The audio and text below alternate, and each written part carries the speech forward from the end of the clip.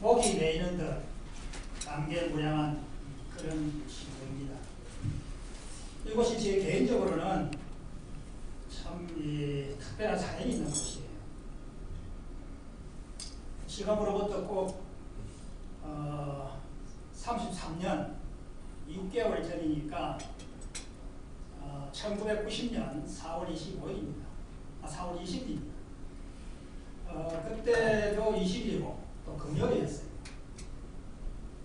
제가 참 조금 전에 소개했습니다만 국방부 서기관 공직에 있다가 떠난 바가 있어서 마음 둘이었습니다.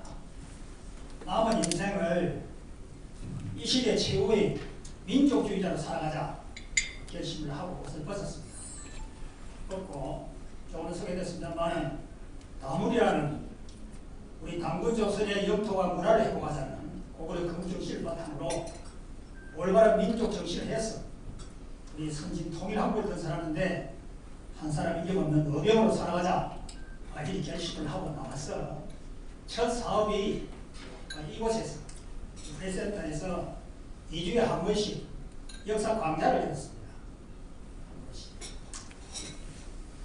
한 5개월 했는데 현실이 그렇지가 않았어요. 많이 올 때는 오셔가지고 국제회장을 썼고 작게 올 때는 몇십 기자 클럽을 썼는데 한 5개월 했더니 호응이 전혀 없는 거예요. 비용은 거의 한 번에 500만 원씩 들어가는데 그러니 뭐 한 10여 차례 했더니 얼마 안 되는 퇴직금도 다 털어놓고 이제 문을 닫게 됐습니다. 마지막 올 초에 마지막 강좌를 하는데 참 목이 메였어요. 이대로 끝나는가 했는데 하느님 보호하사 그 마지막 강좌에 포스코의 고위 임원 한 분이 참석하셨습니다. 이분이 강의를 듣고는 내용이 너무 좋은데 문을 닫다니 참 안타깝다. 우리 포스코 직원 교육에 한번 강의를 나올 수 없겠느냐. 그래서 나갔었습니다. 갔더니 주임 특별과정이라고, 주임이라고 아시죠? 현장 관리자 중에 4, 50명을 관리하는 최고 관리자들이에요. 특별과정에 이제 특강으로 갔었는데 저는 별 모르고 갔었는데 그때 포스코가 상당히 어수선한 그런 상황이었나 봐요. 왜냐하면 그때 이제 민주화 바람이 불어가지고 포스코에도 노조가 생겼습니다. 초대 노조위원장이 박군기라는 분인데 이분이 출마할 때 어떻게 그러느냐. 그동안에 사용자다가 뭐 제철 보국이야 위안부 정신이야 그래가지고 걸핏하면 군화로 우리 조이터를 까고 이 군기를 잡았는데 이제 민주화 시대가 왔으니 내가 박태준 회장을 군기를 잡겠다 해가지고 박태준 군기 잡는 박군기하고 나와가지고 당선이 됐어요. 그러니 그때 우리 박 회장님이 민주당 최고위원을 겸하고 있었는데 얼마나 황당했겠습니까? 어쩔 수도 없고 저는 그것도 잘 모르고 갔었는데 다만 포스코가 어떤 회사입니까? 그래서 우리 주인님들에게 여러분 포스코가 어떤 회사입니까? 일제 35년 민족의 피값 그 배상금 받아가지고 이 조국 근대화의 미끄럼이 되라고 세운 민족주의 포식 아닙니까? 산업의 쌀을 생산하는. 근데 지금 여러분 포철 사과 일전이 뭡니까 말이야. 끓여라 용광로요 조국 근대화 줄에 차례 밀어가는 자녀는 신장. 조국 근대화의 용광로고 신장이 바로 여러분들인데 지금 근대화 된 거냐 말이야. 아직도 일본에게 여러 가지 의존을 하고 있고 일본이 사과도 하지 않고 여러분 포항이건 서울이건 어디 큰 술집이나 호텔 가봐란 말이야. 기생 관광을 넘어서 지금도 일본의 중장년 남성 관광객이 오면 꽃다리 우리 여동생들이 우선 팔고 있는데 벌써 우리가 밖으로 싸움한다는 게 이게 말이 되겠느냐. 지하의 선열들이 피곤할 애 아니냐. 이런 강의를 하다 보니까 저도 모르게 막 이렇게 울먹이게 되는 거예요. 제가 그런 이유 때문에 옷을 벗고 이렇게 거리로 나온 거 아닙니까? 제가 그 국방부 산하 기관에 근무할 때 외사과에 좀 근무를 했었습니다. 일본 대사관을 하고 외신을 담당을 했는데 그럼 아시겠지만 19년 말에 마이즈 신문이 지국이 폐쇄됐다가 다시 재개됐거든요. 그래서 위에서 새로운 특파원의 성향을 좀 알아보라고 해서 제가 이렇게 자리가 마련됐는데 이 친구가 제가 기관원이 왔다고 그래도 모르지만 뭐라 그러냐면 제가 학교에 와서 주로 취재학도 어떻게 하시느냐 일부러 봤더니 이 친구 하는 말이 여기 와보니까 전혀 취재할 필요가 없다는 거예요. 왜 그러냐? 한국 야당 인사하고 각종에 와서 다 제보를 하기 때문에 취재하지 않아도 기사거리가 넘쳐난다는 거예요. 그럼 취재는 안 하고 뭐합니까 했더니 과거 우리가 이 한국을 통치할 때 그 흔적들을 찾아본다는 거예요. 그리고 주말 되면 그걸 헌팅을 한다는 거예요. 한국 여대생들이 너무 좋아한다는 거예요. 제가 그냥 이렇게 막 분노를 참지 못해서 이놈을 쏘아 죽이게 싶어서 그때 제가 이거를 근처로 찾아다녔는데 이 총이 나오는 거예요. 그 옆에 우리 그 제일 통역을 받았던 CBS의 한영도 특파원이 말려가지고 간신히 사고 그때가 쏘아 죽였으면 저는 감옥 가고 한일 관계에 큰 문제가 생겼을 것입니다. 80대 초에 여러분 아시겠지만 우리가 일본의 경영 차관 40억불을 받게 됐습니다. 장관님께서 잘 아실 겁니다. 근데 지금 용천을 둘러싸고 한일 간에 합의가 안 되는 거예요. 일본의 심의관이라고 일본 대장성 심의관 몇 명이 최종도 협의체 제목을 방문해서 기획을 하고 마지막에 이제 헤어지는 자리에 숙제를 갖게 됐는데 제가 대부분 국제금융부 서기관이라는 표현을 달고 참석을 했어요. 그 중에 한 친구가 미야자키 부분에 옛날에 다이묘 자기 조상이 건주 출신이에요. 그때 임진왜란때 출정을 했다고 이런 얘기를 하면서 사람이 제가 너무 화가 나서 술도 좀 취하는데 병을 들어서 때릴 뻔했어요. 상을 끄덕 뻔했다. 제가 이걸 참지 못해서 결국 옷을 벗고 나와서 어병을 자수했습니다. 그런 생각을 하니까 그냥 울음이게 된 거예요. 저도 울고 그 주변도 울고 이렇게 됐습니다. 그래 강의가 끝났더니 아마 굉장히 파장이 컸나 봐요. 그래서 이제 포스코에서 우리 포스코 추진해드렸습니다. 이 좋은 내용을 교육 프로그램을 만들어서 좀 우리 포스코 직원들 교육을 좀 해주면 어떻겠냐. 그래서 이거 강사가 문 닫아 마당에 뭐라도 떼고 싶어서 그럼 뭐 학교가 어디 있어? 다민족 학교가 어디 있습니까? 저 북한산맥에 그립하고 호텔을 빌려가지고 포스코 직원 교육을 했는데 엄청난 일들이 벌어졌습니다. 그래서 보고를 받은 박 회장께서 놀라가지고 우리 학교를 한번 방문해 주셨어요. 그리고 바로 91년, 2년이죠.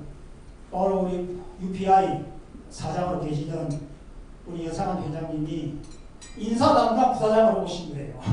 오셔가지고 우리 다물교육관계를 보고 이거야말로 포스코를 살리고 한국을 살리는 교육이다. 이거 함께 합시다. 그리고 그때 원장님 90년 8월이죠. 우리가 해군 교수님을 모시고 그때 한중 수교가 안 돼서 저 홍콩을 거쳐서 중국 백두산을 갔습니다. 우리 천지에서 태극기를 걸고 살아생전 이 다물교육 다물도 합시다 하고 약속을 했는데 회장님 31년의 오늘까지 정정한 모습으로 나라 사랑하시고 저를 부려주셔서 감사합니다. 그리고 진심으로 존경합니다. 오늘 이 자리에 와보니까 함께하신 분들 다 저희와 마찬가지로 지난 수십 년간 우리나라 정치, 경제, 언론, 교육 여러 분야의 종교 분야에서 이 나라를 위해서 애쓰신 분들 아십니까? 이제 참 연세가 많이 되었음에도 그래도 나라 걱정하시느라고 이 자리에 함께 하시는 거 감사드리고 이때 민족주의 한 사람으로서 존경의 마음을 올립니다. 그래서 오늘 뭐 이게 강의라기보다는 이 제목이 이렇게 들고 제가 30년간 공부하고 교육하고 했던 일들을 스토리텔링이라고 이야기식으로 말씀드리고 여러분들로부터 좋은 충고와 지도의 말씀을 듣는 것으로 그렇게 합니다. 다만 하나 걱정스러운 것은 우선 이 주제가 21세기 대전환기 우리의 비전과 과제 굉장히 거시적이고 방대한 내용입니다. 이 1시간 짧은 동안에 말씀드리기에는 매우 부족하고 아마 듣다 보시다 보면 이게 말이 연결이 안 되고 설명이 부족한 부분이 많이 있을 것입니다. 이 점 감안하시고 너그럽게 들어주시면 감사하겠습니다. 먼저 이게 우리 교육장입니다. 여기에 보면 이 펜판이 있는데 이렇게 되어 있습니다.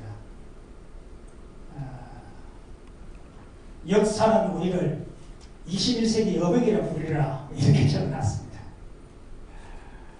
먼저 지금 우리는 어떤 상황, 어떤 정세에 놓여있나 한번 살펴보면 다 아시겠지만 지금 우리는 정말 민족사적으로 세계사적으로 대전환기에 있습니다. 정말 흥망에 교초하는 커다란 변화의 시기에 직면해 있다는 것입니다. 세 가지 변화예요. 세 가지 변화. 첫째가 세계화죠. 여러분 지금 우리 세계는 전 세계 596개 민족 229개 나라가 그 어떤 벽도 없습니다. 편도 없습니다. 지구촌의 하나의 마을에서 서로 교류하고 협력하고 무한 경쟁을 하면서 살아가는 크고 넓은 세상이 됐습니다. 좋게 얘기하면 크고 넓은 세상인데 나쁘게 얘기하면 뭡니까? 이게 무한 경쟁이고 양극강시계, 정글의 시대가 왔습니다. 그렇지 않습니까? 두 번째는 정보화죠. 산업혁명 이래에 200년간 지난 아날로그 산업의 시대가 정글이고 21세기는 지금 디지털 정보화 시대입니다. 지금 AI를 넘어서 챗GPT 상상할 수 없는 지경으로 세상이 변하고 있습니다. 여러분 아시는 미국의 유명한 역사가 아노드 토미 교수의 말을 빌리면 이런 커다란 변화, 도전이 왔을 때 제대로 변화에 대응을 하는 응제를 대단한 민족과 국가는 살아남고 그렇지 못하면 멸망합니다. 그 다음 마지막으로는 이게 또 전 문제예요. 지난 100년은 사실은 미국의 시대였습니다. 그런데 여기에 많은 나라가 도전했는데 지금 드디어 중국과 패권 전쟁이 본격화하고 있습니다. 우리는 그 가운데 끼어 있어요. 미중 일러 이 강국에 끼어 있습니다. 거기다 지금 여러분들은 우크라이나 전쟁이며 28 전쟁이며 다음에 중국의 대만 침공 문제며 이게 말이 세계화지 신민족주의 국가 이익을 앞세워놓은 분쟁이 도처에 일어나고 있습니다. 그런 마당에 지금 우리는 두 가지 전쟁을 하고 있거든요. 이 민주화 시대가 오고 더듬댕이 우리가 평화론에 빠져서 전쟁만은 안 된다 그러는데 전쟁이 없는 역사가 어디 있습니까? 평소에도 전쟁합니다. 역사전쟁, 경제전쟁, 문화전쟁 그러다 수틀리면 군대를 동원하는 군사전쟁을 하죠. 지금 우리는 보면 첫 번째가 이거죠. 지금 100년에 걸친 체제전쟁을 하고 있습니다. 여러분 1925년 4월 50일 이 땅에 조선공사당이 창당됐습니다. 그 조선공사당이 남노당, 북노당을 했다가 북한의 정권을 수립해서 지금 70년 넘게 정화 통일을 기도하고 있습니다. 아닙니까? 그런데 노동당 규약에도 정과 통일을 명문에 2018년에 지었는데 우리도 우리 헌법에 북한이 미수국 지역입니다. 북한은 정과 통일을 우리는 평화 통일을 자유 통일을 지향하고 있지 않습니까? 그럼 이게 어떻게 될 것인가? 내일 모레가 100년인데 누가 승리하겠습니까? 어찌 보면은 앞으로 10년 내에 2030년 전으로 이 체제 전쟁 끝이 날 가능성이 높습니다. 여러분은 반드시 이 통일을 보시게 될 거예요. 어떤 적화 통일이건 자유 통일이건 둘 중에 하나를 보시게 될 겁니다. 먼저는 북한이 무너지는 거죠. 여러분 전 세계 독재 정권의 역사를 보면 가장 오래된 독재 정권이 어디겠습니까? 스페인의 프랑코 독재 정권 39년입니다. 그렇죠. 우간다의 메세메니 독재 정권 37년입니다. 그 다음에 뭐 독재지 그렇죠.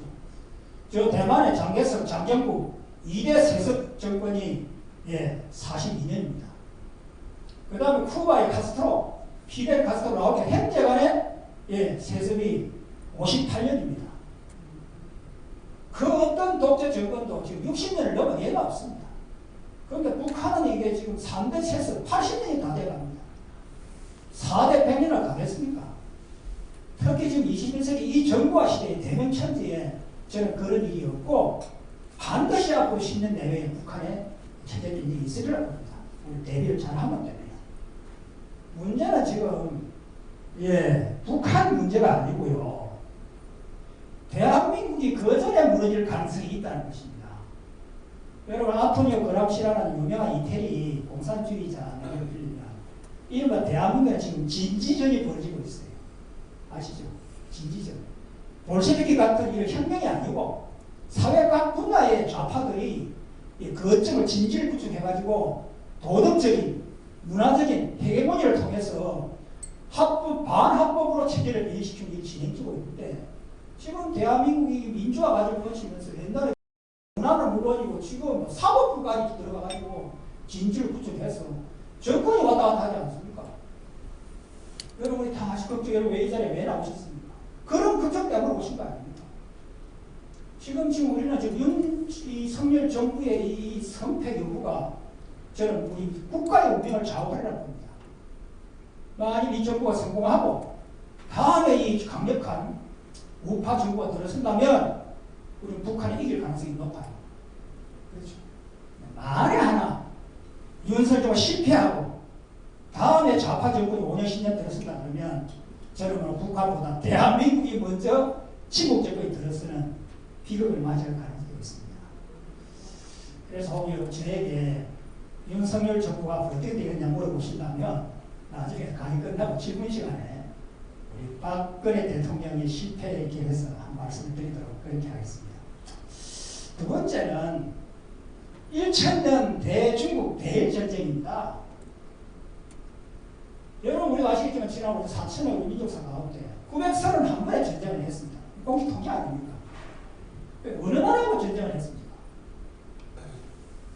이 가운데 538분이 일본과의 전쟁입니다. 아닙니까? 예, 일본과의 전쟁입니다. 483번이 중국과의 전쟁입니다. 우리 어느 나라하고 전쟁한 적이 있습니까? 그런데 일본과의 전쟁은 전쟁이 아니에요. 전면전이 별로 임진왜란 7년, 1.35년밖에 없습니다. 나머지는 좀 외국하고 비전전, 국제전이에요. 진짜 전면전쟁은 중국하고 하는 거예요. 여러분 중국의 전쟁에서 한번 치게 되면 우리는 소국이 되고 시대가 돼서 100년, 200년, 400년 그들에게 예속되어야 합니다. 북한도 물론 중요하죠. 주적이죠. 하나 우리의 역사적인 주적은 중국과 일본입니다. 역사전쟁이건 경제전쟁이건 군사전쟁이건. 아까 우리 조갑재 대표님이 강의를 갔더니 홍범도 장군 문제며 통일신라 문제를 많이 나왔는데 이런 과정에서 보면 홍범도 장군 흉상 이전 문제는 논란이 안 됩니다. 그건 부질없는 거예요. 부질없는 거. 육사에 있으면 어떻고 독일에 있으면 어떻습니까? 예. 민족을 보유할 수 있는 간성을 길러내는 것이 이권 사람입니다. 그렇게 보시면 돼요. 그래서 좀 앞으로 우리 운명이 어떻게 될 건지 참 궁금하지 않습니까? 그런데 다행 마침 우리의 이런 현상과 미래에 대해서 정확하게 보도한 외신이 있길래 제가 소개할까 합니다. 영국 가디언이라는 신문이 보도를 했는데 이렇게 되어 있습니다. 한국 속담에 고래 싸움에 등 터진다는 말이 있다. 한국은 지난 역사의 지난기마다 주변 고래들의 싸움에 등이 터지는 새고였다. 1990년대 한국은 또다시 주변 고래들의 싸움에 휘말리게 되었다. 그러면 한국은 다시 텅이 뜰 것인가? 아니다. 한국은 이제 새우가 아니다. 아직 큰 고래는 아시죠? 한국은 지금 세계 10위권에 20위권의 경제대국, 무역대국이 되었다. 아직 큰 고래는 아니지만 민첩하고 영리한 돌고래가 되었다. 그래 기사 제목이 돌핀스 코리아입니다. 돌고래 한국입니다. 한국이 앞으로 큰 고래가 되어서 21세기 세계사를 주도하는 나라의 하나가 될 것인지 아니면 새우로 전락하여 다시 덩이 터질 것인지는 아무도 모른다. 이 신문은 아무도 모른다고 썼는데 아는 사람이 있습니다. 아는 사람이. 예. 그게 어떤 분이겠습니까? 제가 말씀으로 대신하겠습니다. 역사를 알면 미래가 보입니다. 아시죠? 역사에서 교훈을 얻지 못하는 민족은 실패의 역사를 되풀이하게 됩니다. 이게 역사관전론의 통론 아닙니까? 그래서 한번 역사를 한번 보도록 하겠습니다.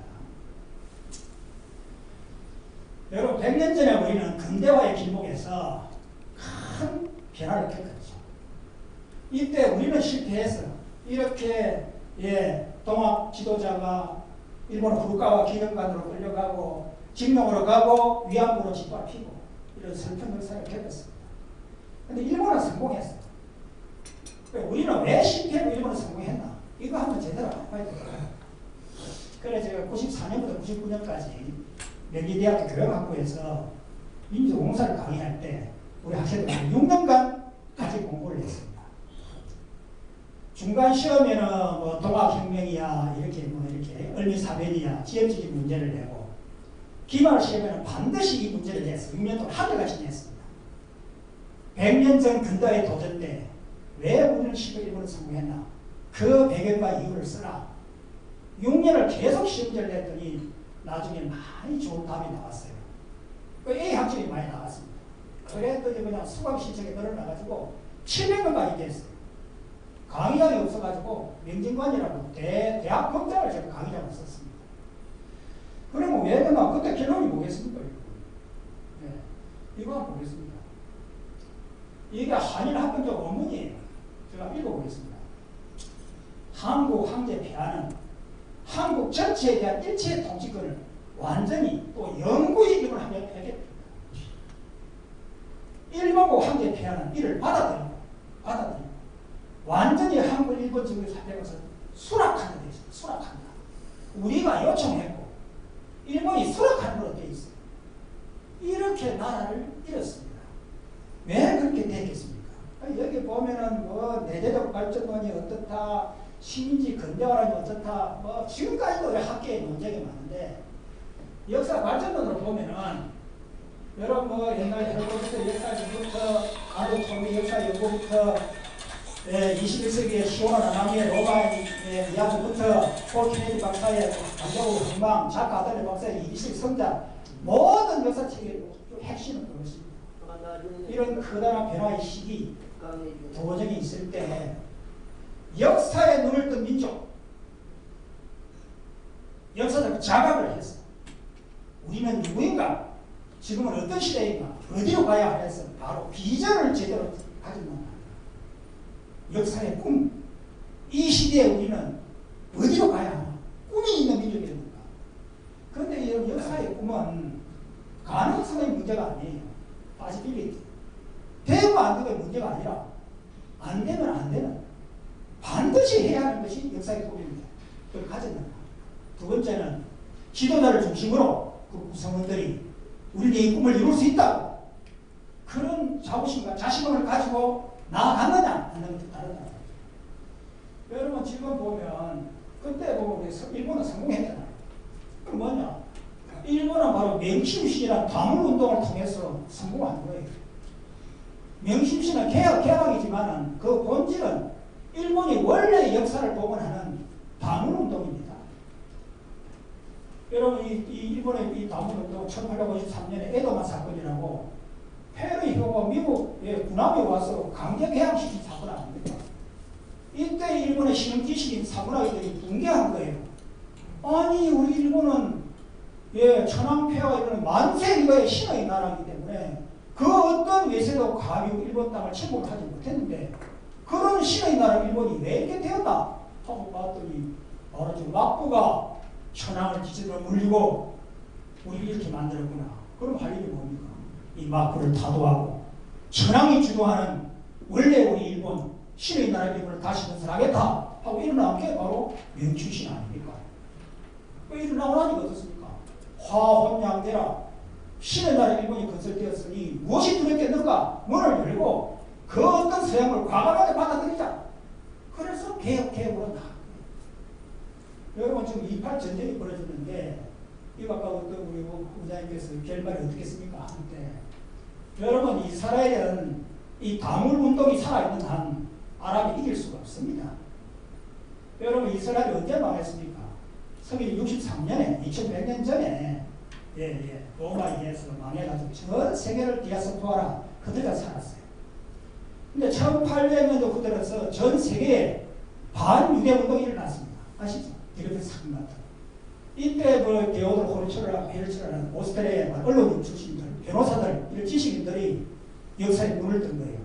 아니 유대들은 다 의사, 변호사고 기업가고 과학자고 한데 왜 전 세계인들이 우리를 이렇게 핍박을 하는 거예요? 유대인 우리는 누구인가? 하고 봤더니 뭡니까? 우리는 하나님의 선택한 민족이고 그렇죠. 우리가 약속의 땅 가나안이 있고 위대한 이스라엘이 있었단 말이에요. 그럼 지금부터라도 그 가나안에 돌아가서 우리의 이스라엘을 다시 세우는 것이 우리가 갈 길이다. 그것이 쉬운 일 아닙니까? 1897년에 제1차 시대 시국제를 열어가지고 197명의 유대인들이 가나안으로 들어가기 시작한 것이 바로 다윗의 시작인데 이스라엘이 끝났더니 어떻게 됐습니까? 팔레스타인에 들어와 있는 유대인들이 37만 명이에요. 얘들 어떻게 쫓아내겠습니까? 유엔이 계류를 해줘가지고 1948년 5월 14일 그때도 금요일이에요. 우리보다 3달 먼저 이스라엘이 건국됐습니다. 아까 우리 저 여성 목사님과 계시는데 그때 벤구리온 초대 수상이 건국 기념사가 이렇습니다. 바로 그날에 드디어 그날 다음에 그날에 내가 하나님 아버지가 무너진 다윗의 천막을 일으켰어. 그 틈새를 막아 이 것을 다시 심었다. 그러면 너희들을 내가 준 그 본래의 땅에 심으려니 다시는 너희가 그 뿌리가 뽑히지 않으리라. 이게 아모스 9장 11절 말씀인데 이래서 80만 온 이스라엘들이 다 물려서 나라를 세웠습니다. 그런 혼이 살아있는 나라를 어떻게 이기겠습니까? 4차 전쟁 아니라 10차 전쟁을 해도 그 혼이 살아있는 이스라엘은 절대로 이길 수가 없습니다. 그런데 저는 우리 조선은 여러분 근본의 원인이 뭡니까? 역사의식이 없는 거예요. 우리 조선이 어떤 나라인지 그냥 현실을 보니까 우리 조선은 작은 나라잖아요. 청나라 소국이잖아. 이런 작은 나라 어떻게 문을 엽니까? 그러니 세국 문을 닫아집니까? 외세가 그냥 이게 무력을 앞서서 강제 개항을 시키니까 개항을 하긴 해야 되겠는데 어느 나라하고 손을 잡아야 이게 우리가 제대로 되겠는가가 중요하지만 무엇보다도 우리 왕권이 유지되고 사대부 기득권 세력들이 우리 이익이 어떻게 유지되겠는가 이런 식으로 하니까 우왕좌왕합니다. 아시겠지만 이모군란 청나라, 갑신정면 일본, 아간타천 러시아, 나중에는 미국. 그러니까 결국 이 한국으로 합병이 됐죠. 바로 이것은 역사의식이 없어서 비전이 없고 완성된 기득권 세력들이 이걸 자기 이익에 끄끄만 나머지 제대로 이 계획을 추진하지 못한 결과죠. 그런데 여러분 놀랍게도 우리가 독립이 됐지 않습니까? 나라를 찾았죠. 다문이 됐잖아요. 어떻게 됐겠습니까? 저는 8.15 때마다 얘기해요. 기념만 할 게 아니요. 어떻게 우리가 나라를 되찾았단 말이에요? 이거 봐야 될 거 아닙니까? 우리가 일본하고 전쟁을 해서 찾았습니까? 연합국에 참전해서 같이 연합국을 해서 참전해서 물론 준비하다가 안 됐지만 안 됐잖아요. 근데 어떻게 독립이 됐습니까? 딱 이거 안 하잖아요. 1943년 11월 카이로 쓰는데 연합국 4개 정상에 모여가지고 주로 처리를 논의하는데 맨 마지막에 한국에 가는 특별조항이 삽입되어 있어요. 아시죠? 이게 어떻게 되었습니까? 지금 한국인들이 일본의 노예 상태에 놓여서 위하여 이 전쟁이 끝나면 한국을 독립시키도록 한다 하는 조항을 넣은 거 아닙니까? 그게 보상선에 다 확인되거든. 누가 넣었습니까? 우리 이승만 대통령이 외교활동했어? 어떻게 들어갔습니까? 이건 바로 우리가 나라를 뺏기자 말자 단전 신체고 박은시대 같은 분들이 조선 상고사를 쓰고 한국 통사를 쓰고 우리는 조선이란 말이야. 절대 일본의 노예가 될 수 없다. 깨우쳐서 3.1 독립운동하고 총 쏘고 폭탄 던지고 만세 부르고 왜 안 싸웠습니까? 놀랄 일은 여러분 지금 놀랄 일은 1932년에 우리 이봉창 의사가 일본 천안 마차에 폭탄을 던졌어요. 지금부터 미국 대통령 그냥 차에 폭탄을 던진 거예요. 세계가 놀랐을 거 아닙니까? 1932년 4월 16일은 저 상하 항공권에서 우리 연봉일 의사가 폭탄을 던져가지고 세상을 놀라게 한 거 아닙니까? 이때 장개석 주석이 놀래서 뭐라고 얘기했습니까? 이어 우리 중국인도 하지 못한 일을 조선 청년들이 해내는구나. 조선에 혼이 살아있구나. 그래서 우리 임금을 도와주고 이 정상회담 때 반드시 한국 동식해야 된다고 조항이 들어간 게 아닙니까? 바로 우리가 역사에 눈을 떠서 피어리 독립투쟁에서 우리가 독립된 거예요. 이거 반드시 우리 알아야 됩니다. 보겠습니다. 지금 우리가 지금 이제 독립이 됐습니다. 그 다음 지금 우리 어떤 나라가 됐습니까? 세계 10대 경제 대국이에요. 지금 G20이 아닙니다. G7에서 지금 한국을 플러스 1 하자는 게 논의가 일어나고 있지 않습니까? 아닌 거예요. 지금 우리가 지금 철강, 조선, 전자, 자동차 세계 시장 휩쓸고 전 세계 전투기, 탱크, 군함, 이 미사일 수출하는 나라 아닙니까? 어떻게 이런 나라가 되겠습니까? 바로 우리가 지금 독립된 이후에 이승만 대통령이 위대한 선택을 했죠. 만일 그때 우리가 공산주의 진영으로 갔으면 어떻게 되겠습니까? 이분이 자유민주주의를 선택하고 앞으로 100년 미국 시대에 간다.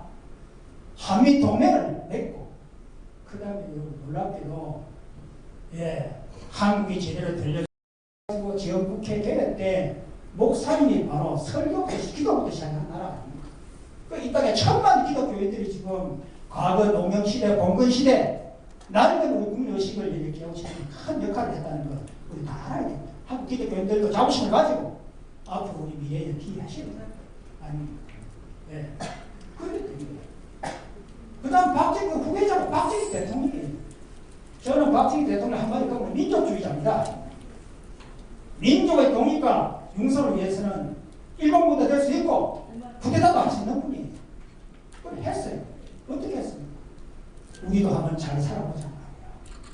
잘 살아보자 말이야. 그래서 수출로 나가고 공장을 산업단지를 만들고 고속도로 뚫고 호텔을 세우고 간 거 아닙니까?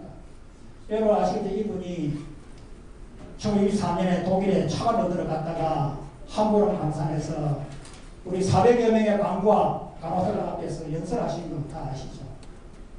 그때 그 내용이 무엇입니까? 조국이 가난해서 영만 이 땅에서 이런 노력한 여러분을 보니 내가 대통령으로서 가슴이 아프다. 나도 돈 빌리러 독일에 왔다가 지금 빈손 돌아가시는데 우리가 왜 이렇게 우리가 나라가 힘이 없고 가난해서 그런 거 아니냐? 우리 어떻게 해서라도 우리 시대에 잘 사는 나라 만들어서 우리 자식들만큼은 이런 서러움 당하지 않도록 하자 그래서 온 장래가 눈물의 바다가 됐다는 걸 다 아시지 않습니까? 그래 이만한 나라가 된 거예요. 여러분 박근혜 왜 얘기하는 거 아시죠? 72년도에 카트가 미군 철수하고 협박을 하니까 이분이 월남 파병하면서 속으로 미국도 믿을 수 없다. 자주국방 하자. 그래서 중화학공업 시작한 것이 오늘의 우리 산업기반 아닙니까? 우리 장관님 잘 아시죠? 결국적으로는 핵개발 해야 된다. 독자 핵개발도 추진한 지도자 아닙니까? 그 위에 이런 큰 전략을 가지고 꿈을 가지고 있는 지도자가 안 나오는 게 참 안타깝습니다. 그럼 오늘 우리가 앞으로 이제는 우리 시대에 반드시 마지막으로 가져간 뭡니까? 우리 시대에 통일해야 됩니다. 선진한국 건설해서 다시는 일본, 미국, 중국, 러시아 눈치 안 보는 그런 나라를 건설해서 후손에 물려주는 것이 우리의 마지막 사명 아니겠습니까? 저는 그리 하려면 반드시 우리가 올바른 역사인식을 가져야 된다 말씀드리고 이것이 여러분께 감히 앞으로 우리나라 지도하면 절대로 반도를 연상하시면 안 됩니다. 이 광활한 동북아 대륙을 우리의 강력을 생각하고 사무실에 걸어두셔야 돼요. 여러분 국토와 강력은 다릅니다. 강력은 뭡니까? 우리의 말상지, 우리가 가장 오랫동안 살았던 곳, 우리의 역사와 문화가 가장 많이 남아있는 곳, 우리 고향 같은 곳이에요. 우리는 이 동원한 요동 대륙이 이 바다가 우리의 강력입니다. 한 곳이겠습니다. 여러분 이걸 우리 이 요동지방은 이 요하라는 강을 들계로 동쪽은 요동, 서쪽은 요서 그래서 요동은 우리 땅, 요선은 중국 땅입니다. 그렇죠. 요동이 지금 만주라고 그러고 행정구역으로서는 동북 삼성입니다. 용영성, 기림성, 해동강성 84만 평방킬로예요. 반도 지역은 22만입니다. 합쳐서 우리는 대륙과 반도 100만 평방킬로가 우리의 간격입니다. 네. 여러분 혹시 이 얘기에 대해서 실감이 안 나시면 여러분 가운데 아까 효원 보니까 강씨성을 가진 분들이 많으시더라고요. 우리 진주 강씨의 시조 어른이 서기 598년 고구려 백마도 원수하시던 강이식 장군입니다. 아시죠? 이분이 수나라가 고구려를 압박할 때 이런 더러운 거래는 칼로서 답을 할 필요가 없다. 걸로서 답을 할 필요가 없고 칼로 답을 하자. 그래서 오만군사를 먼저 일으켜서 수나라를 선제 공격하고 그로부터 수나라가 망하는 218년까지 14번 전쟁을 해를 승리를 이룬 분이서 분 아닙니까? 이거 묘소가 어디 있느냐? 우리 조상 묘소가 우리 원장님 모시고 여러 번 다녀왔습니다만 바로 신양시 원수면 고려 영자촌에 있습니다. 유화 건너 언덕에 묻혀져 있어요. 여러분 만주에 한번 가보시죠. 우리 조상의 그런 나라가 있습니다. 광개 토대와 장수와 천주총, 우영총 있지 않습니까? 우리 조상의 성이 다 있습니다. 우리 대체로 교수님 보시면 다 합격까지. 지금 여러분 백암성, 기사성은 그대로 남아있어요. 아닙니까? 그 박물관에 가면 우리 조상님들 쓰던 문화재가 다 있습니다. 그런데 왜 이걸 까맣게 잊어버리고 삽니까? 그 다음 한번 보시죠. 남북으로 가로치르는 게 이게 만리장성이에요. 만리장성. 아시죠? 만리장성. 이 만리장성 북쪽이 왜 쌌습니까? 바로 흉노, 돌궐, 거란, 요령, 우리를 막아내기 위해서 만리장성 아닙니까? 그다 보시면 제가 내가 다른 그동을 보면 저 만주는 우리 땅이다. 우리의 강력이다. 이걸 찾자 하는 게 없어서 제가 한번 얘기를 했더니 월스트저널이라는 미국 신문이 미국 신문이 일면에 쓰고 아시아 저널은 일면 탑으로 쓰고 일본 아사히 신문도 보도를 했어요. 제목이 무시무시합니다. 제가 읽어보겠습니다. After 1,300years 1300년 후 화이트 가람 아미스 한국 민병대들이 파괴 난출이다. 만주를 목표로 나가다. 지금 한국에 민주주의 단체가 일어나가지고 경제적으로 저 만주를 대체하는 운동이 일어나고 있다. 대문자만하게 보도를 했고 일본이 이걸 또 인정해서 똑같이 보도를 했어요. 중국이 발칵 뒤집혔습니다. 이붕 총리가 직접 우리 정부에 항의를 해서 수교한 지 얼마 안 돼서 문제가 생겼어요. 그래 제가 통일부에 불려가고 시한부고 외사관에 불려가서 조사도 받고 했는데 이때만 해도 우리 공격자들이 역사관이 있었어요. 제가 놀래가지고 저를 그냥 구속시키십시오. 연구소 문 닫습니다. 그랬더니 에이 뭐 맞는 말씀 하시는지 모르겠습니다. 또 문제가 생겼으니 당분간 좀 자중하시고 그게 좋겠다 해서 제가 알겠습니다. 저 집에서는 교육장에서 제가 안 나오겠습니다. 그래서 제가 10년간 이렇게 했습니다. 그렇게 했어요. 한번 보겠습니다. 그다음 여러분 이게 교과서 강력도예요. 그 다음에 이게 전도 아닙니까? 전도. 여러분 우리 당군 조선이 어떤 나라인지만 말들이 많은데 제가 하나만 얘기해보면 산해령이라고 중국 25사 정상기록입니다. 군자의 나라가 북쪽에 있는데 그 나라는 대인 큰 사람들의 나라다. 그 사람들은 음악을 정제하고 항상 큰 칼을 차고 다닌다. 식수, 수렵으로 먹고 살고 사위 대호자박이랑 항상 호랑이 2마리를 데리고 논다. 그 사람들은 호양부쟁이라 서로 사양을 좋아하고 다툰 일이 없다. 또한 유훈화초, 또한 훈화초 무궁화가 있는데 아침에 피어서 저녁에 진다. 무궁화 피고 지는 아름다운 나라가 우리 정조선이었어. 또 하나 얘기 완벽편에 보면은 그 나라 사람들은 인성이 풍부하고 군자의 나라다. 그러니 공장에서도 살고 싶다 하셨다. 그런데 대개 대기출소라 내가 해가 뜨는 곳이라 하여 왈 양국이라 부른다. 아침에 해 뜬 나라 부른다. 그래서 우리 조선에 해 뜬 나라가 된 거예요. 예. 그런 나라 아니었습니까? 그래 근데 우리가 그 이후에 우리가 발해 멸망을 끝으로 저 대륙 강토를 상실하고 이 고려부터는 반도 땅에서 살게 되는 천년을 살게 되는데 그동안에 4번 정도 다물할 수 있는 기회가 왔었는데 다 놓쳤습니다. 간단히 한번 보겠습니다. 지금 800년 전 오리 중기인데 이때 한번 보시죠. 이때는 금나라, 요나라, 송나라가 패권 전쟁을 하고 있고 하는데 일본은 가마고라 막부시되고 요동이 임자없는 땅이 있습니다. 고려가 나가면 됩니다. 그런데 못 나갑니다. 왜 못 나갑니까? 이때 살만해서 고려가 폐마의 시대가 되니까 이 문신 시대가 와가지고 이 군사를 예를 들어 무신들을 압박하다가 무신의 난이 나고 아시죠? 그로부터 고려가 혼란에 빠지죠.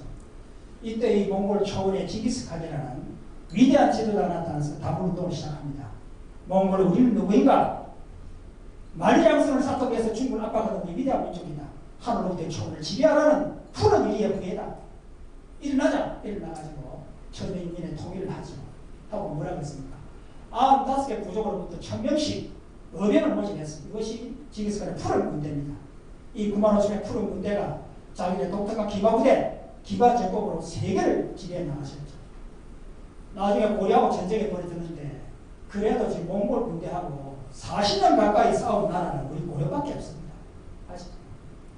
1258년에 우리 고려가 결국 항복을 하게 되는데 우리 태자식이 저 남경에 쿠빌라이한테 항복을 하고 갔거든요. 이 신원사를 보면 쿠빌라이가 놀래가지고요. 뭐? 고려의 태자가 항복을 하러 왔다고 그게 사실이냐? 그러니까 뭐라고 했습니까? 고려는 만류의 나라이고 그 옛날 수나라 당나도 이기 못한 나라인데 그 고려가 드디어 나의 치매가 된다고 하느냐? 기뻐하는 대목이 나옵니다. 그런데 우리가 결국 고려에 이제 속국이 되니까 그거 참 이 순환이 말도 못합니다. 말도 못해. 이때 고려 이 몽골을 뺏어갔던 거 지금 뭐 찾아오는 게 아니라 뭐 물자 사람을 뺏어 물론이고 공리라 그래서 13세 이상 10세 미만의 처녀들을 1년에 1,300명씩 차출해갔어요. 그리고 조상들이 딸이 태어나면 10살이 되기 전에 무조건 시집을 보냅니다. 이게 우리나라의 좋은 제도의 효시가 됩니다. 이 폐단이 얼마나 심했던지 우리 이곡 선생이 원나라 이쪽에 올린 상소문을 제가 읽어보겠습니다. 한번 채공사가 보면 나라 아니 보통 살아나여 개, 닭까지도 불안해합니다. 아재들이 사막에서 튀어나와 처녀를 찾아 집 주변에 뒤지고 다니는데 감추어 두면 이들 신덕들을 잡아다 묶어놓고 매질하는 꼴을 차마 눈뜨고 볼 수 없습니다. 이렇게 한 고을에서 40-50번씩 어린 딸을 거고 나오고 나면 그 부모들은 피통을 받고 하고 떨어는 샘물에 빠지고 떨어는 목을 베어 죽기도 합니다. 아, 우리 고래 사람 무슨 죄가 있어 이 괴로움을 언제까지 당해야 한단 말입니까? 왜 죄가 없습니까? 나라를 잘 살게 못한지 나라를 힘있게 못한지는 이렇게 대가를 치르게 됩니다. 이게 우리 110년 살았어요. 그로부터 200년 뒤에 두 번째 재난기가 왔어요. 고려 말입니다. 이 명나라가 일어나서 원나라를 쫓아내고 또 요동이 임자가 없는 땅이 됐어요. 고려가 나가면 됩니다. 나갔잖아요. 이때 바로 이 고려의 임금이 1170년에 기용수 장군, 1307 기용수 장군이 15,000개 군대로 동령구 요양을 접근했잖아요. 그러니까 놀래가지고 이번이 우리 저 공민왕을 고려 국왕 겸 요동 신영 국왕으로 책봉을 해가지고 요동을 가져가고 명나라에 빼앗기지 않도록 잘 지켜달라고 한 거 아닙니까? 근데 고려 군대가 철군합니다. 왜 철군하느냐? 이때부터 고려가 전쟁을 두려워하는 거예요.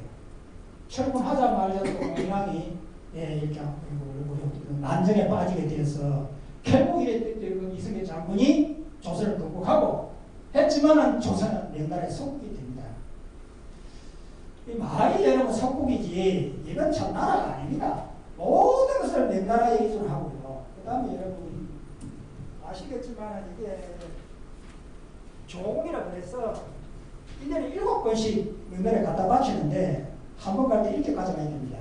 황금 1,000건, 은 2,000건, 쌀 1만성, 비단 2,000필, 목련 1만필, 한지 2만장, 칼 2,000자루, 황소불 1,000개, 고춧가루 10자루, 세길 2,000자루, 호라이 가죽 100장, 무릎 가죽 100장, 버섯은 400장. 이만한 물자를 1년에 7번씩 갖다 바치면 우리는 굶어 죽습니다. 결국 지배국을, 소국을 그냥 굶어 죽지 않을 정도로만 봐주는 거예요. 그리고 반드시 뭐라 하면 절대로 새로운 성을 못 쌓게 합니다. 큰 배나 수레를 사용하지 못하도록 합니다. 금은철을 대량으로 생산하고 가공하지 못하게 합니다. 절대로 사람이 일어나지 못하도록 힘을 들이지 못하도록 그렇게 살았습니다. 그러다가 여러분 다시 또 200년 뒤에 세 번째 전환기가 왔어요. 또 기회가 왔어요. 왜 왔느냐? 이때 명나라가 망한 거예요. 명나라가. 일본은 도요토미 히데요시가 등장해가지고 변화가 일어났습니다. 근데 이 조선이 눈을 뜨지 못하고 가장 명나라에 의존하다가 바로 이때 우리의 사촌 여진족이 누르하치는 치들을 중심으로 다물을 시작합니다. 우리는 금나라의 위대한 나라를 구해다. 우리가 일어나서 그동안 10대의 원한을 갚자 하고 일어나가지고 8.2군이라고 6만 명의 정예 기마병을 해서 일어나는데 우리 조선이 이걸 대처하지 못해서 결국 병자호란 때 무릎 꿇어서 또 250년 청나라의 속국으로 가지 않습니다. 여러분 청나라가 우리한테 뭐 갈 때 다른 건 다 제쳐놓고 20만 명의 포로를 끌고 왔어요. 끌고 가가지고 한국 정권이 이랬습니다. 너희 포로는 우리 병사들이 목숨을 걸고 받은 노획물이니까 예, 도망오면 반드시 잡아서 돌려보내고 너희가 찾아가고 싶으면 속하니라 달라는 대로 돈을 주고 찾아가라. 그래가지고 노예로 잡아가가지고 저 신양시 남문시장에서 포로시장을 열었어요. 5일에 한 번씩. 그래 우리가 갔는데 우리 조선이 여자는 아무도 안 찾아왔어요. 다 몸버린 여자라고. 그런데 우리 한국 여성들이 아주 강인하고 우수해서 다 탈출해도 돌아옵니다. 이때 돌아온 우리 이 여자들을 환향여 고향에 돌아온 여자라고 그랬어요. 이분들을 따뜻이 맞이해야 되는데 다 우리 조선이 몸버린 여자라고 다 죽였습니다. 하도 많이 죽이니까 조정에서 이 환향여들을 죽이지 못하도록 교진을 내렸는데 제가 읽어보겠습니다. 환향여들은 한강, 금강, 대동강, 예성강과 회절강으로 삼아 몸과 마음을 캡치고 돌아가도록 하라. 만일 씻고 돌아간 환향여를 받아들이지 않을 경우에는 국법으로 다스릴 것이다. 이의 다스리겠습니까? 이때 우리가 이런 역사를 모르니까 바람 피운 여자를 이 환향여나 욕을 하는데 환향여는 바람 피운 여자가 아니에요. 나라가 망해서 끌려가서 순환을 당한 여성들입니다. 따뜻하게 맞아야 됐습니다.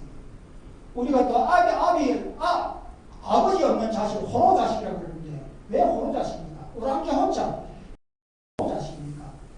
나라가 망해서 아버지를 빼앗긴 아들이죠. 이런 역사를 보니까 환향여나 호로 자식을 하는 욕이 다시 우리가 알고 있어서는 안 되겠습니까? 그리고 여러분 또 200-300년 뒤에 네 번째 전환기가 왔는데 근대의 시기하고 대항 못해서 일본에 소국이 됐습니다. 참 슬픈 역사죠. 그런데 우리는 말씀드린 대로 일본은 나라를 빼앗기자 비로소 민족의 자각 역사에 눈을 떠서 우리는 조선이다. 철기부터 때부터 피운의 독립투를 통해서 나라를 찾았고 이승만 박정희 위대한 지도자를 만나서 근대화를 이룩했습니다. 이제 우리가 마지막 예 우리 시대에 반드시 선진 통일 한국을 건설해야 되는데 과연 되겠는가 한번 보겠습니다. 이건 처음 우리가 우리 역사에 얼마나 철을 다루었고 배를 잘 만들었고 수레 자동차를 잘 만들었나 하는 기록들인데 생각합니다. 이거 한번 보겠습니다. 우선 다른 건 내놓고 전 세계의 많은 미래학자들이 우리의 미래를 어떻게 보는가 제가 한번 보겠습니다.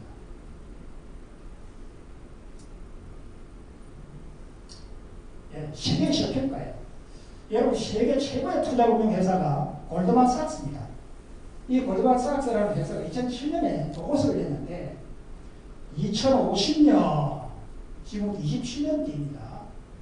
2050년이 되면 한국, 미국 다음에 세계 2위 대국이 된다 하는 보고서를 냈어요.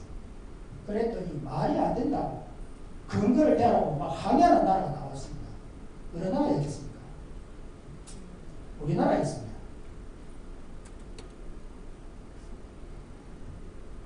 그래서 그의 11월에 두 번째 보고서가 나왔어요. 여러분 그 다음 지금 세계 최고의 미래학자 플레차 가가리 박사입니다. 20세기 성장 호모 노마드라는 책을 쓰고 미국이 2030년이 되면 한국은 세계 11대 거점 국가가 된다. 무엇으로? 노마디즘으로. 북방 기만민족의 기질로 된다고 했어요. 그 다음 보면 일본의 경남면 우리나라 정명 같은 나라에 보고서 냈는데 2031년이 되면 한국이 일본을 앞서게 될 것이다. 보도도 됐어요. 그런데 여러분 어떻습니까? 30년까지 가겠습니까? 30년 가기 전에 우리는 일본을 앞섭니다. 왜 앞서느냐? 일본의 시대는 접어버렸어요. 일본은 여러분 아시겠지만 사무라이 스키, 이시적 겐베이 이것으로서 근대화가 됐는데 20세기 정보화 시대는 이게 맞지 않는 정신이에요. 네. 스피드가 없고 열정이 없고 융복하게 안 되는 이런 기질이기 때문에 세계적으로 안 되게 됐어요. 네. 그 다음에 보면은 원 아시아 세대가 보면 한류와 IT 강국이 한국이 그 중심이 될 것이다. 네. 그 다음에 여러분 이거 아시죠? 조지 프리드먼 박사 이 책 다 읽어보셨죠? 넥스트 월터드에서 100년 후라는 책을 냈는데 여기 어떻습니까? 2040년이 되면 한국은 통일되고 저 만주를 경제적으로 회복해서 세계의 중심이 된다고 썼지 않습니까? 그러니까.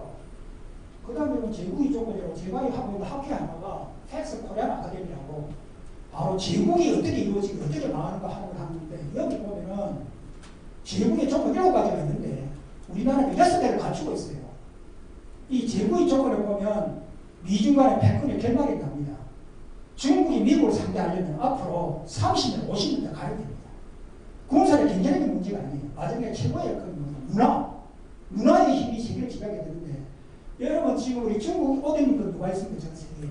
중국 노래 부르는 사람 누가 있습니까? 중국 말 쓰는 사람 얼마나 됩니까? 그런데 지금 한국은 우리의 문화가 K-컬처가 우리가 전 세계로 나가보거든요. 다릅니다.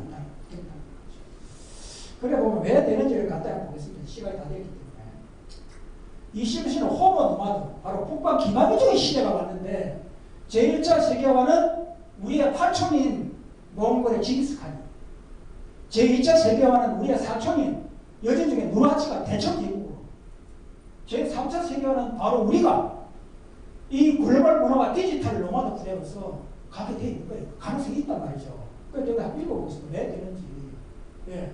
여러분 이 21세기 뉴 패러다임 첫 번째가 이 노마드 혁이 북방 기본 특징이 스피드 속도입니다.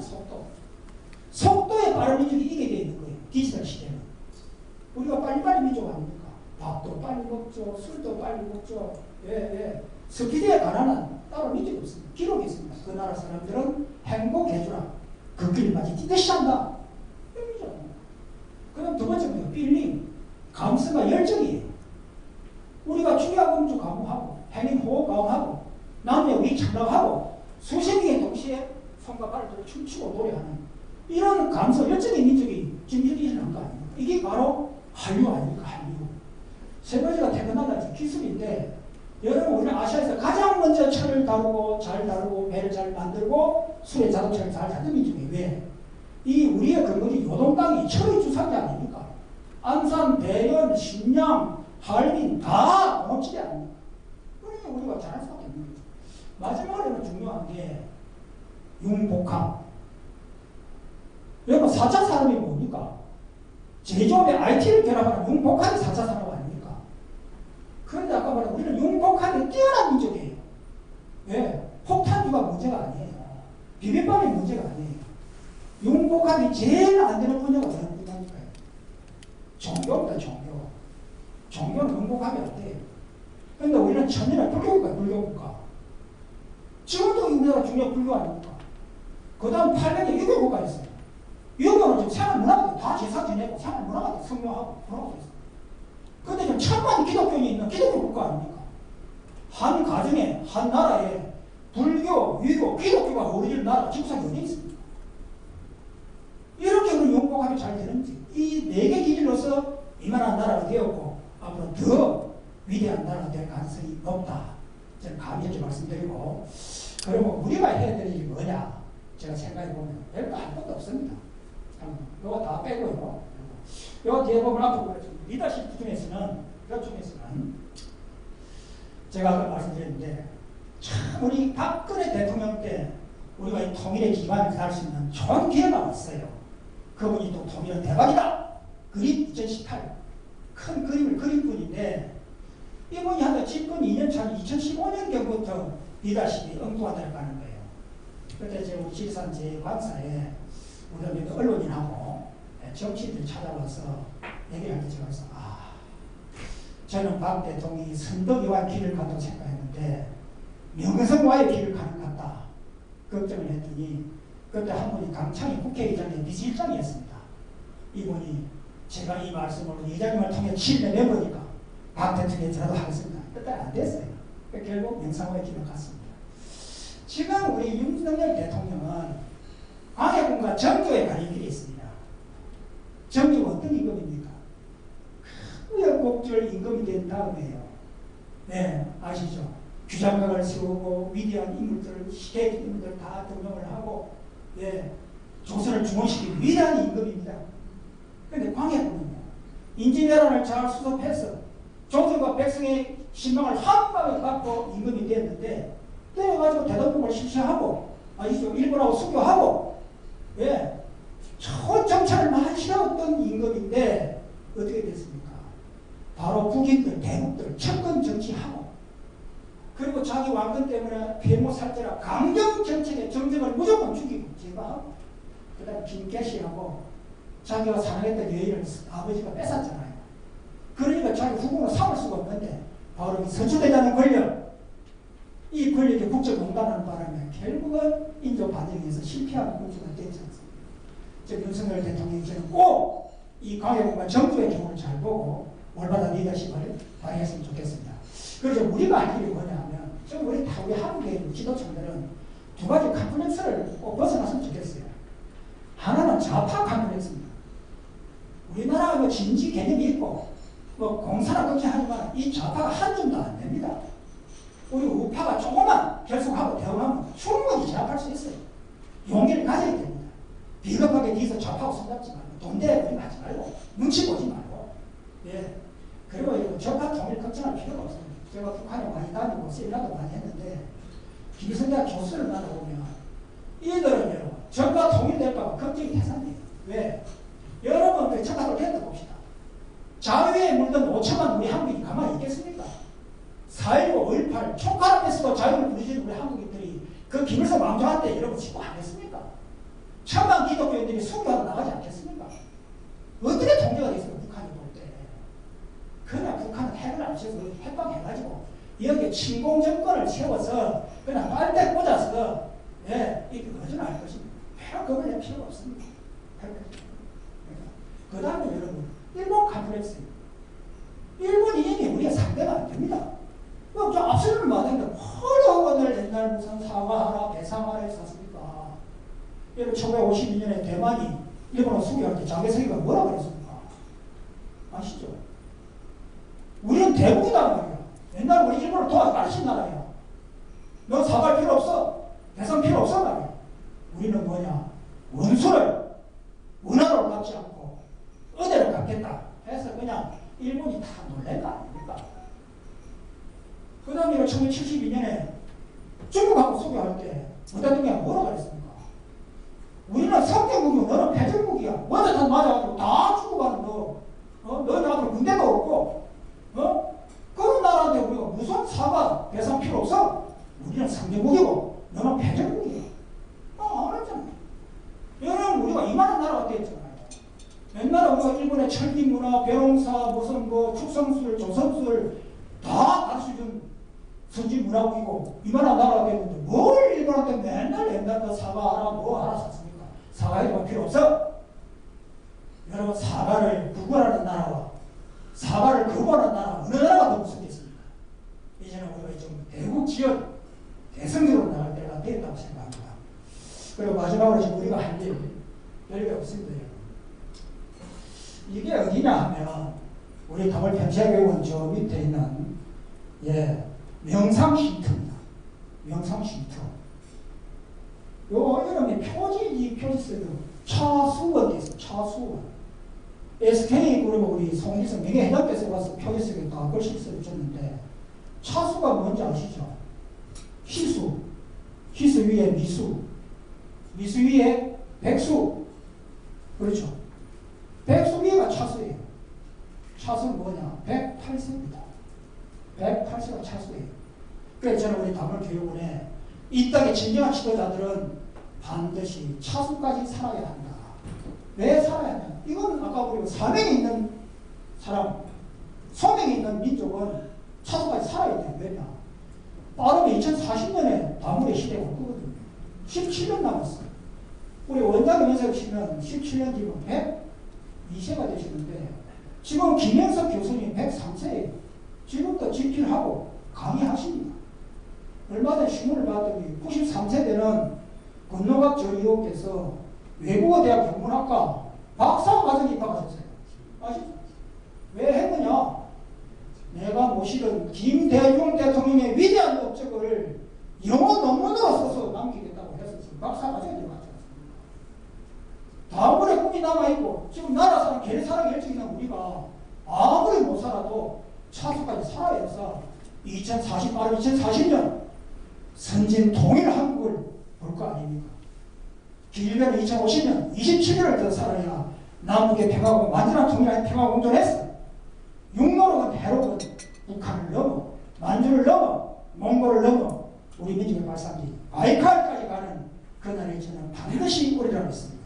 그럼 우리가 할 일은 나라 사람 계획 사랑의 마음을 가지고 우리 민족의 미래가 밝은 비전을 가지고 건강하고 오래 사는 것이 마지막 우리가 할 일이 아닌가 합니다. 건강하시고 장수하시기 바랍니다. 감사합니다.